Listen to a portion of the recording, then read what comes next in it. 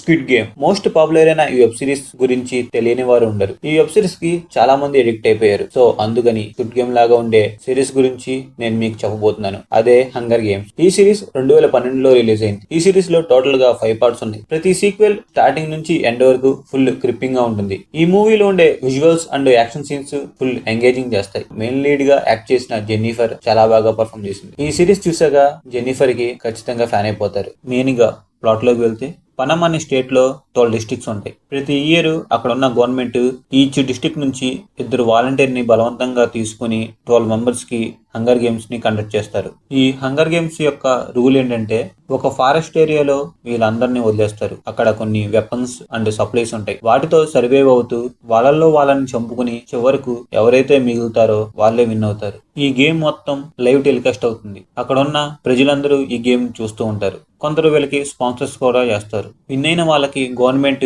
Life time free sponsorship చేస్తుంది. And 1 year తరువాత win అయిన వాళ్ళందరికీ మళ్ళీ గేమ్ పెడుతుంది ఈ గవర్నమెంట్. హీరోయిన్ క్యాట్నిస్ ఎలా విన్ అయింది, ఆ గవర్నమెంట్ ని ఎదిరించి ఆ డెత్ గేమ్ ని ఎలా ఆపింది, ఆ గవర్నమెంట్ ని ఎలా నాశనం చేసింది అనేది స్టోరీ. ఈ movie Airtel extreme and Amazon prime లో కూడా అవైలబుల్ గా ఉంది. ఇప్పుడు వరకు చూడకపోతే వెళ్ళి చూసేయండి.